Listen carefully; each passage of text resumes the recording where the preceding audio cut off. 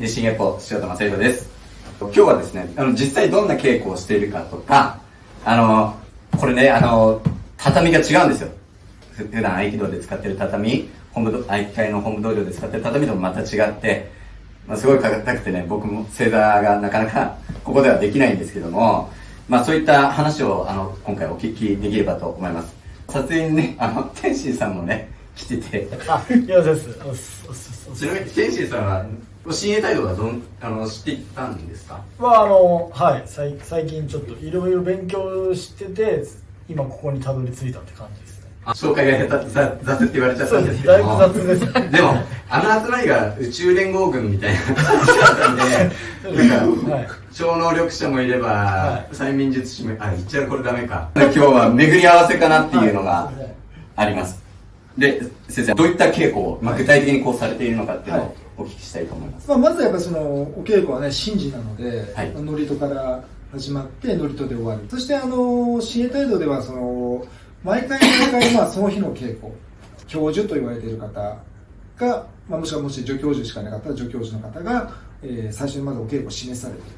る。でそれが1本目、2本目、3本目っていうことで、基本的には3つの流れを最初にお稽古しまして、で、それ見本ということで皆さんに見せて、でその3本を、それぞれ時間の間交代交代、上の方も下の方も関係なく一緒にお稽古する。その1本目、2本目、3本目はじゃあ今日何をやるのかっていうのは、基本的には祝詞を上げると降りてきますので、その降りてきた技を3本そこで見せて、まず今日はこのお稽古をやりましょうということでお稽古してまして、冬から春から夏から秋からとどんどん気候は変化していくわけですけれども、変化に合わせて多少ちょっとお稽古内容も変わってまして、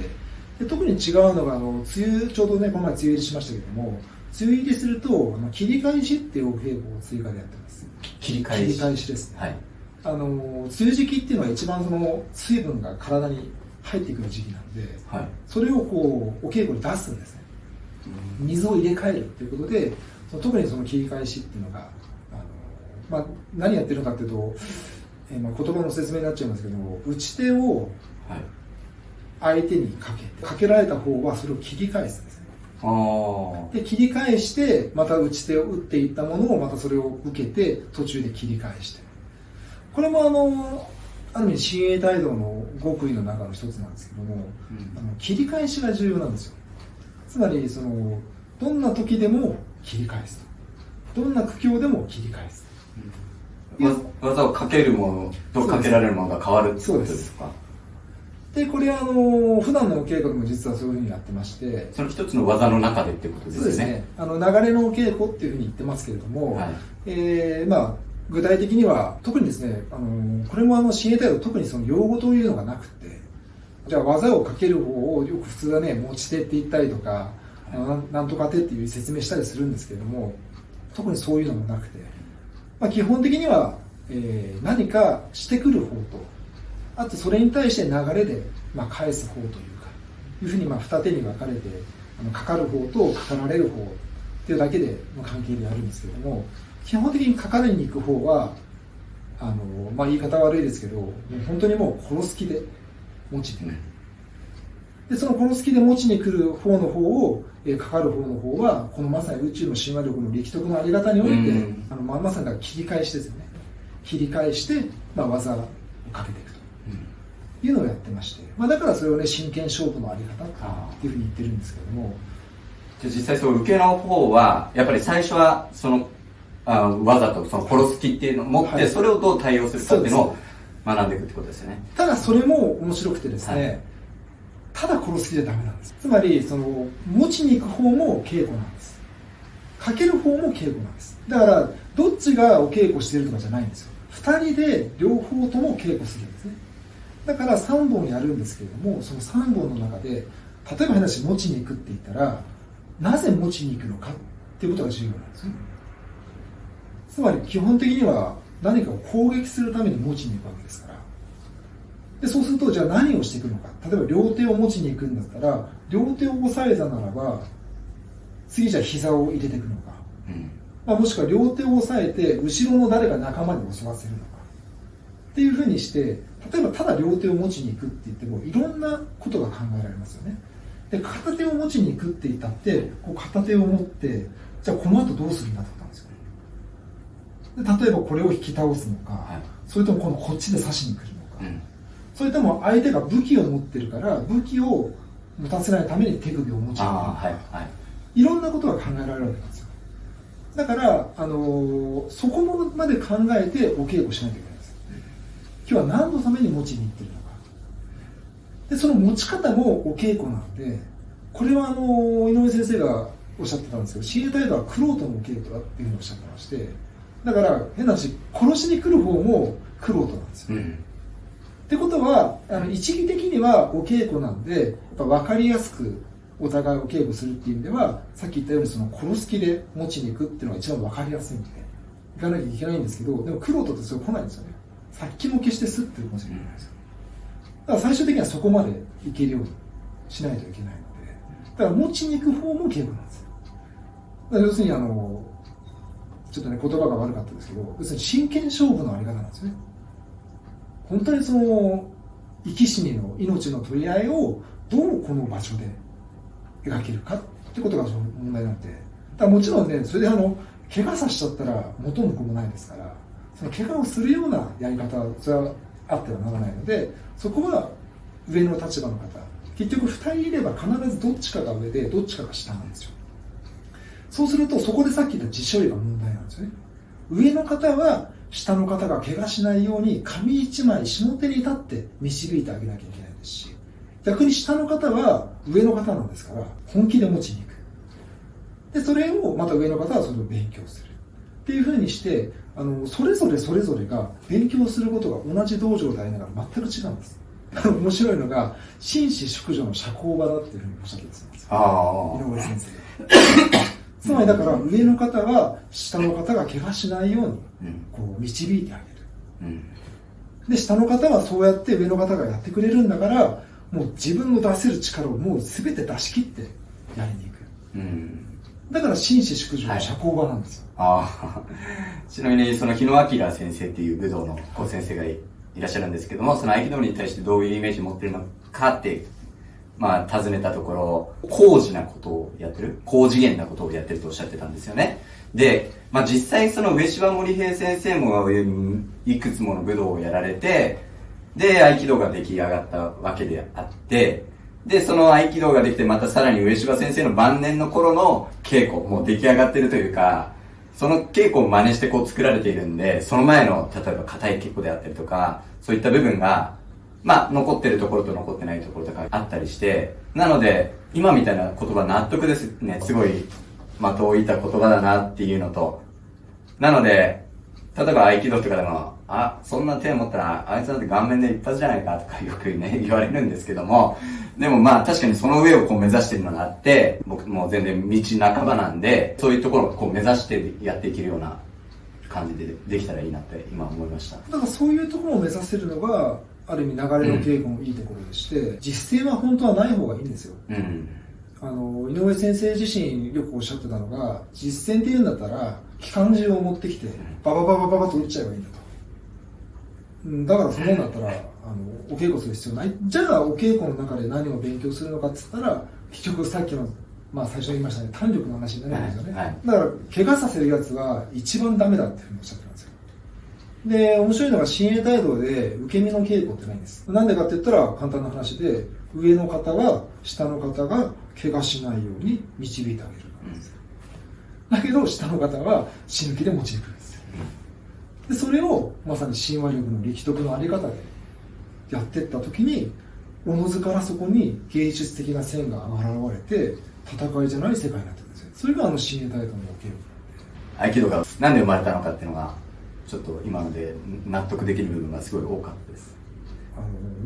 申し訳ないのは私ほど合気道は全然わからないので、それがいいんですよ。はい。ちなみにこの畳でやることが重要だっていういろいろ稽古っていうことなんですけど、合気道で使われているのは、布でやってるところも光の本部道場さんであったりあるんですけども、大抵柔道畳に似たようなものでやってるんですけども、この畳を大事にされている理由っていうのは、いろんな理由がありまして、この畳だけでもダメなんですよ。この藍染めの、本藍染めのこの袴にもまた意味がありまして、この本藍染めの袴で、このちゃんと本畳、これ琉球畳ですけど、ちょっと触っていいですか。でこれでこう動いた時にですね、実際にお稽古すると分かるんですけど、全く静電気が立たなくて、むしろなんか気持ちいい、何かこうマイナスイオンなのか何なのか分かんないですけど、何かが出るんですよね。もちろん畳なんで、変な話、畳って本来例えば梅雨時期とかだったら非常にカビやすかったりとかするわけなんですけども、この本藍染めのこの袴で結局上で稽古してるって全然カビないんですよ。変な話、畳だけで、例えばこの袴が本藍染めじゃなくてただの青い色だけの袴でもしあったら、やっぱりすぐ汗とかいろんなもの雑菌とかでカビが生えてしまったりとかして、おそらく多分お稽古にならないんじゃないかなと思うんですね。じゃあこの畳を使うと何が起こるのかっていうと、この時にこの畳から伝わってくる情報っていうのはたくさんあるんですよ。でこの足元が一番重要なんですよね。で親衛隊道の基本って縦横十文字っていうふうに言ってるんですけども、結局宇宙ってこの縦と横の動きで一番大基本ができてるんですよ。でこの畳はまさにその縦横十文字でできてるんですよ、縦の藁と横の藁と。でこの縦横十文字のこの畳の上で縦横十文字を実践して体で動かすっていうふうにすごく意味があるそうなんですね。つまりこの縦横十文字の上で動くっていうだけで、ある種体が整うっていうのがあるんだと思って。変だし、畳の上でね生活するだけで本来体って整ってるんだと思うんですよね。だから絶対にこの畳でやらなきゃダメだよっていうことをおっしゃってまして、ただ変な話、自主医のやり方なんで畳じゃないとお稽古できないってことではないんですよ。もちろん仮にビニール畳だったらビニール畳の動き方がありますし、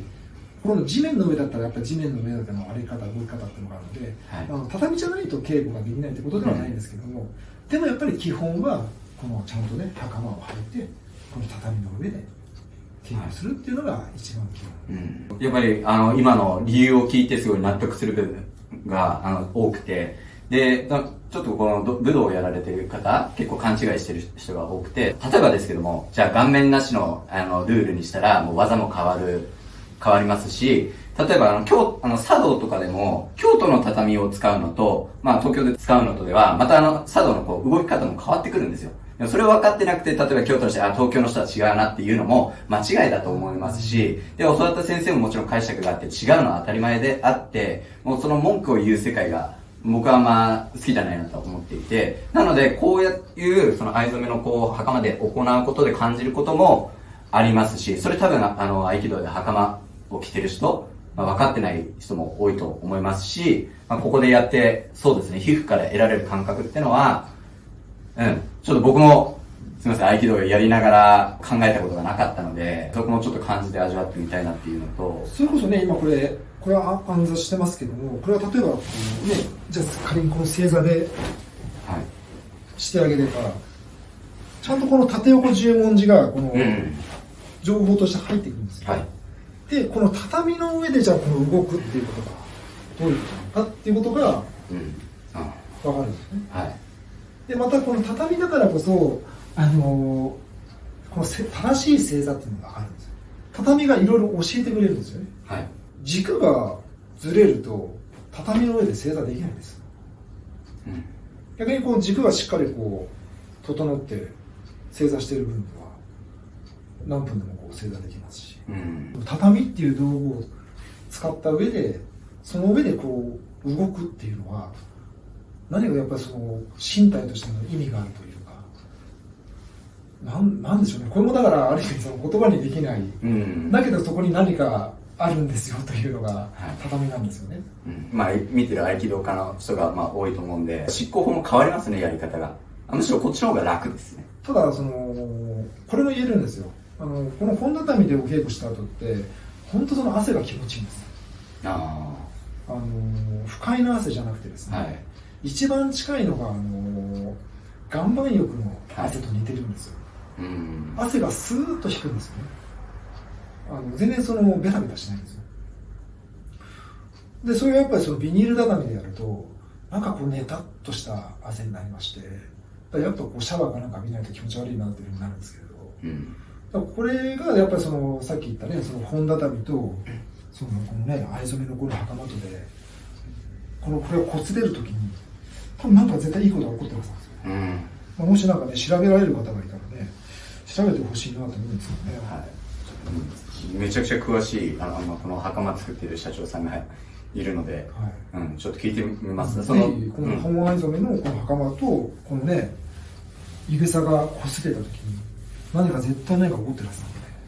もともとはこう藍染めだったはずなんですよ。すみません、知識間違ってたらあれなんですけども、でもその先生とかとこう区別をするためにその黒になっていったりとか、そういった経緯とかあるので、まあそういうもしかしたら今その意味とかね先生と区別するためにとかどんどんこう変わっていく部分があって、本来の意味がね今の時代に伝わってなかったりとか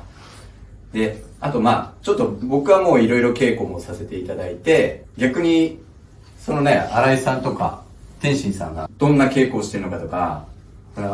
合気道とか知らない立場とかで何かありましたら。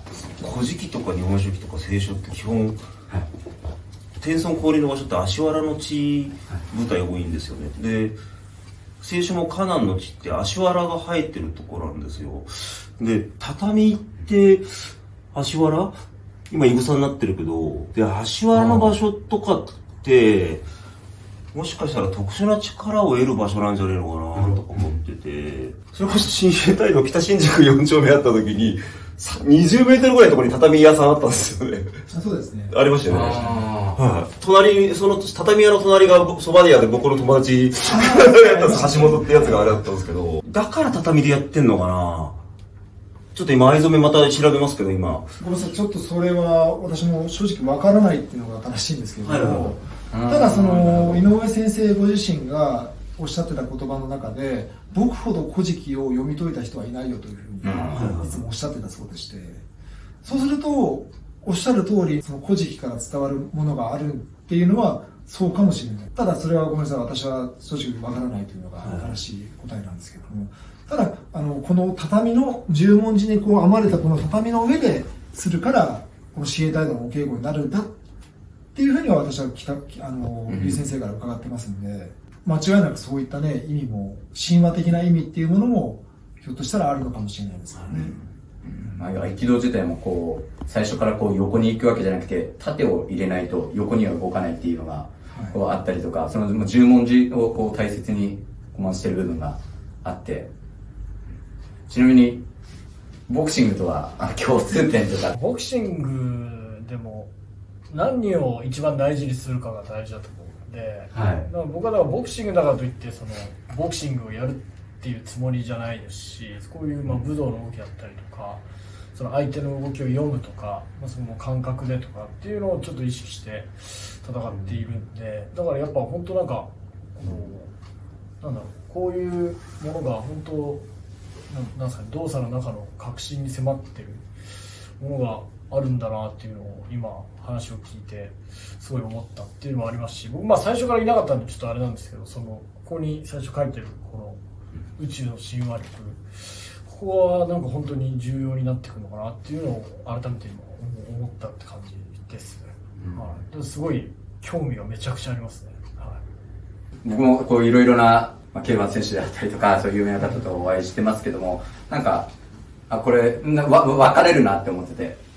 本当にあいつやっつけてやろうって思ってる人と思ってない人ってなんかいらっしゃって、天心さんはあいつ殺してやるとか思ってない方なのか。僕は思わないです。だからあれなんかもう本当に戦いたくないんで、戦いじゃないものを見せたいっていうのを昔から思ってて、だからいがみ合ってとか、相手を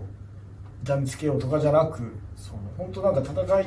というまた別のものを見せようっていうのを。天心さんも新井さんも強くして、いやちょっとあれなんで、っていうふうに思ってるんで、だからやっぱそれこそさっきの戦いとはちょっと違うものっておっしゃってたので、なんかそこに通ずるものがあるのかなっていうのは思いましたね。だから相手をこう痛めつけるとかは、僕も思ってない、全く昔は思ってない。喧嘩とかも一度もしたことないですし、もうよりなんか平和にというか、はい、っていう考えなので、ちょっともっと聞きたいなっていうふうに思いましたね。はい。なんか親友の方は喧嘩してそうですけど。いや誰もわかんないけど、わかんないんで、いきなり言われたら、でもそんなことない。はい、なんか、僕みたいなこう戦いが弱いもの、例えば石渡さんも野球の選手ですけども、僕野球でもこう、人に当てるのが怖くて一発になっちゃうぐらいビビリなんですよ。で、実際格闘技を、朝倉さんともお会いしてから、やるようになったんですけども、人殴るの怖くて、できない。だから合気道で良かったなって思ったんですよね。たまたま巡り合ったのが。でも合気道もその時は戦いと思われる部分もあったので、僕もそう思ってた部分があったんですけども、合気道しかできないというか、本当にこう集中して、もう死ぬ気でもってって、塩田剛も言ってたんですけども、そういうことはできるけども、やっぱこう、思いっきりこう、殴ることはできなかったので、そういった、そうですね、格闘技とかでは、生きていけないような方々も、やっぱり世の中に多いですから、そういった方々ができる、そういう方々に道を開ける。むしろ武道ではなく、教育なので、そういった、そうですね、武道とかに、怖いでしょ、痛いでしょって思ってる方々も、挑戦できるものだと、今聞いてちょっと、ね、合気道もそういうものだと思いますし、新体道もそういうものだと思いますし、そういうやり方をちょっと教えていただいた気がします。本当に、なんだろう、生き方が変わるような気がしますよね。本当に、マインドだったりとかが、やっぱ相手を痛めつけるじゃないっていうのが、こういうのでやると本当に分かるじゃないですか。だからそれをやっぱ普段からもこうなんか実践できるというか、その心意気っていうのがやっぱ一番大事なのかなって思いましたね。はい、相撲も神事ですし、ギリシャで発祥したもうレスリングですら神事。それでね、神を宿らせて、乗り移った方がいわゆる勝って豊作になるとか、そういった教えだったりするので、合気道もね、こう、戦うものとかいうわけではなくて、その心を高める教育の部分、親衛隊道さんと、同じものというか、もともとはこういったところから変わってきた部分があるので、ちょっとそれをね、学び直させていただきました。今日はありがとうございました。ありがとうございました。